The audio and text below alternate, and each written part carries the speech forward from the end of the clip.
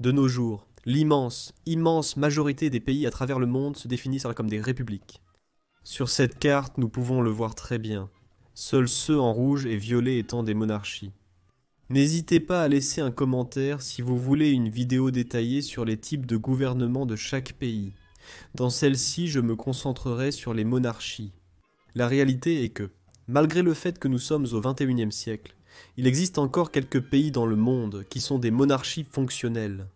Un grand nombre d'entre eux existent sous le Commonwealth britannique, mais certains ont également des monarchies constitutionnelles et ou parlementaires, et certains maintiennent même des monarchies absolues, dans le style de celles que nous avons vues en Europe au XVe et XVIe siècle. Dans cette vidéo, je veux faire deux choses. 1. Indiquer quels pays ont encore des monarchies, au moins comme partie de leur système de gouvernement. Et 2. Comment ces monarchies fonctionnent, et comment elles diffèrent les unes des autres. En 2019, il y a 44 États souverains dans le monde, avec un monarque comme chef d'État. Des rôles occupés par 2 femmes, le Commonwealth et le Danemark, et 29 hommes. Donc, 2 reines et 15 rois, mais aussi ceux qui utilisent des titres différents pour définir leur règne en tant que monarque régnant. 2 princes souverains, 3 sultans, un pape, 2 coprinces, 2 émirs, un empereur, un grand-duc et un grand maître. 13 de ces 44 sont en Asie, 12 en Europe, 10 en Amérique, 6 en Océanie et 3 en Afrique. J'aurais instinctivement pensé que l'Afrique avait plus de monarchies pour une raison quelconque, mais non, ils n'ont que le Maroc, le Lesotho et l'Eswatini. En Océanie, 5 des 6 monarchies font partie du Commonwealth, la seule exception étant le royaume de Tonga. Et c'est quelque chose que nous devons garder à l'esprit, que 16 d'entre eux ont un seul monarque, la reine ou le roi britannique, car ils font partie du Commonwealth. Il s'agit du Royaume-Uni, du Canada, de l'Australie, de la Nouvelle-Zélande, de la Papouasie-Nouvelle-Guinée, des îles Salomon, de Tuvalu, d'Antigua et Barbuda, des Bahamas, de la Barbade, du Belize, de la Grenade, de la Jamaïque, de Saint-Kitts et Nevis, de Saint-Vincent et les Grenadines et de Sainte-Lucie.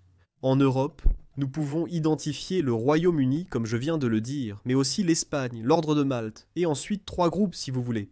Les micro-États, Andorre, Liechtenstein, Monaco et la Cité du Vatican, le Benelux, la Belgique, les Pays-Bas et le Luxembourg, qui est d'ailleurs le dernier grand-duché restant dans le monde, et la Scandinavie, le Danemark, la Suède et la Norvège. Il est important de souligner que le Malte dont j'ai parlé n'est pas l'île au sud de l'Italie, c'est une république. Il s'agit de l'ordre souverain militaire hospitalier de Malte, qui existe techniquement toujours, même s'il n'a pas vraiment de territoire souverain.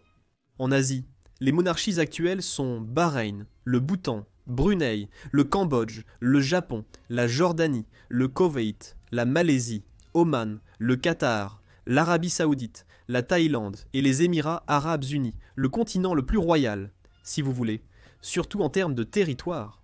Mais je pense que nous devrions également diviser ces royaumes asiatiques en 2 groupes, le Moyen-Orient et le reste de l'Asie. Et c'est une bonne transition pour le deuxième point de la vidéo, car beaucoup de ces monarchies fonctionnent de manière très différente. Il est difficile de les classer en catégories car pratiquement chaque pays est différent et chaque monarchie a ses propres lois en place qui régulent le pouvoir du roi ou de la reine. Mais si nous voulons aller droit au but, nous pouvons diviser ces monarchies en 2 types, absolus et constitutionnels, parlementaires. Dans les monarchies absolues, le roi ou la reine détient la plupart du pouvoir exécutif du pays, ou la totalité de celui-ci. Il ou elle est celui ou celle en charge de prendre les décisions, et personne ne peut contrôler leurs actions.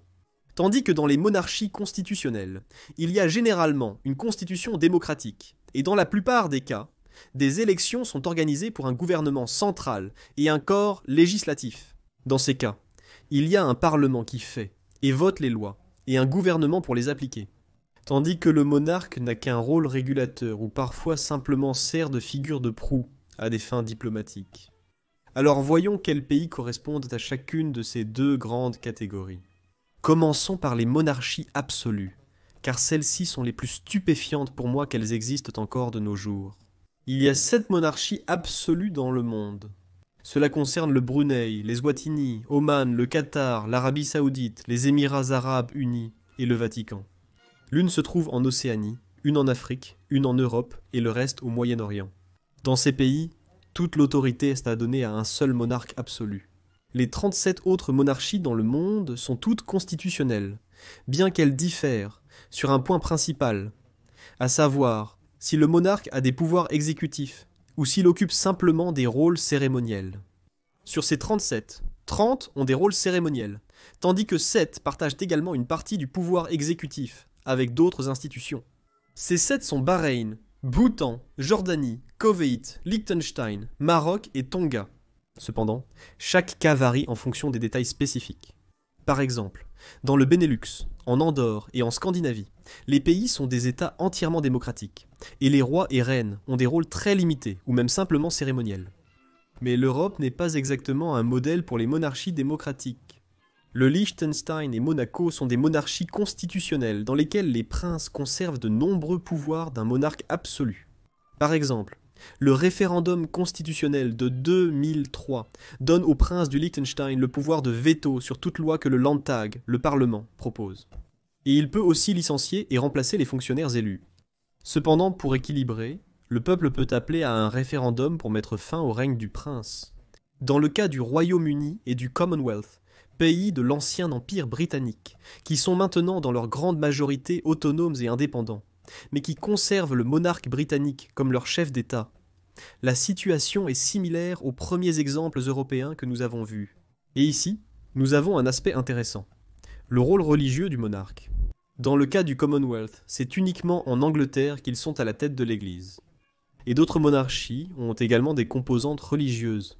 Le cas le plus évident étant le Vatican où le pape est à la tête de l'Église catholique, ou Eswatini, où la mère du roi a le rôle de leader spirituel.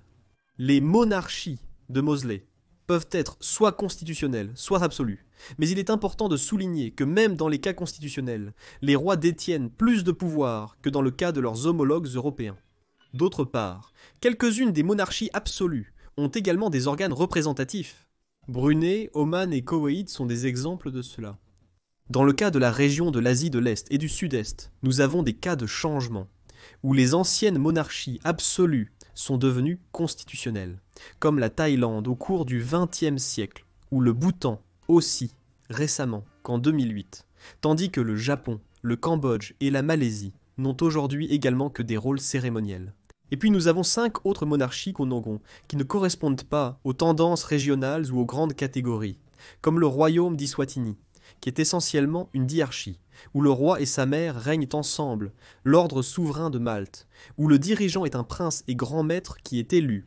Andorre, où il y a 2 coprinces, l'archevêque actuel d'Urgel et le président français actuellement élu.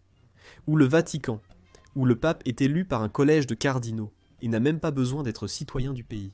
Le Vatican est un parfait exemple de monarchie où le rôle du monarque n'est pas transmis à un héritier, mais est au contraire élu. Sur les 44 monarchies dans le monde, seulement 3 sont exclusivement électives. Le Vatican, comme nous venons de le voir, où le collège des cardinaux vote pour un nouveau pape à la mort ou à la démission de l'actuel, l'ordre de Malte, où le grand maître est élu à vie par le Conseil d'État, et aussi la Malaisie, où le roi est élu tous les 5 ans, dans un processus de rotation, à partir du groupe des dirigeants traditionnels des États malaisiens. Les termes de succession d'Andorre sont définis comme ex officio, puisque les 2 dirigeants dépendent de qui occupe les 2 postes externes, l'évêque d'Urgel et le président français. Il existe également 7 royaumes dans lesquels le processus de succession est à la fois héréditaire et électif. Koweït, Cambodge, Eswatini, Jordanie, Lesotho, Arabie Saoudite et les Émirats Arabes Unis. D'après ce que je comprends, dans ces cas, il faut être membre de la famille royale pour être apte au rôle de roi, mais ensuite les différents princes votent pour décider lequel d'entre eux deviendra le souverain. Les autres monarchies sont simplement héréditaires, malgré des différences dans leur méthode. Certaines suivent la règle de la primogéniture absolue, ce qui signifie que l'enfant aîné du monarque hérite du trône, qu'il soit un homme ou une femme, ceux en vert bleuté sur cette carte, tandis que d'autres privilégiaient le premier héritier mâle, même s'il y avait des héritières femelles plus âgées. C'est le cas à Monaco, et c'était aussi le cas en Espagne, bien qu'il soit censé le changer pour correspondre aux monarchies du nord de l'Europe. En parlant d'héritiers, nous avons des exemples d'héritiers royaux, qui n'ont absolument aucun pouvoir dans leur pays d'origine. Des États où le régime politique a depuis basculé en république, et où, malgré l'existence d'un héritier qui pourrait porter le titre de roi ou de reine, si un pays redevenait une monarchie. Ils ne le font pas maintenant, parce qu'ils ne sont pas des monarchies. On peut citer le Portugal, la Grèce et l'Italie comme exemple, entre autres. C'est parce que la très grande majorité des pays dans le monde étaient autrefois des monarchies.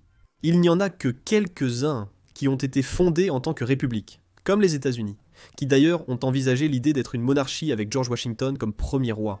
Au début du XXe siècle, la France, la Suisse et Saint-Marin étaient les seules nations européennes à avoir une forme de gouvernement républicain. Le reste suivant au cours du siècle suivant. Cette séquence de cartes l'illustre bien, avec le bleu qui se propage lentement, alors que les présidents remplacent les rois en Europe. Je pense que la seule raison pour laquelle quelques-uns d'entre eux ont pu résister au passage à une république est qu'il n'y a eu ni guerre, ni révolution qui a déterminé ce changement. Et ils ont pu effectuer une transition pacifique où le roi a renoncé à une partie puis à la majorité de leur pouvoir au peuple. Très peu restent à la fois en Europe et dans le monde, et dans presque tous, il y a des mouvements appelant à leur fin et à leur remplacement par une république, où le chef de l'État est un véritable représentant du peuple, et non juste le résultat de siècles de tradition féodale. Cependant, de l'autre côté, quelques royalistes fidèles restent dans quelques pays. La Bavière, la France, la Serbie, la Roumanie par exemple, ont des mouvements qui soutiennent la restauration des monarchies. Mais ils sont extrêmement petits et sans aucun soutien significatif.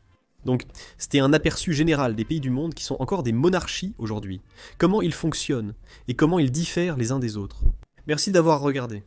Si vous avez aimé, abonnez-vous pour recevoir les nouveautés de la chaîne. N'hésitez pas à laisser un commentaire. À la prochaine pour plus de connaissances. Merci.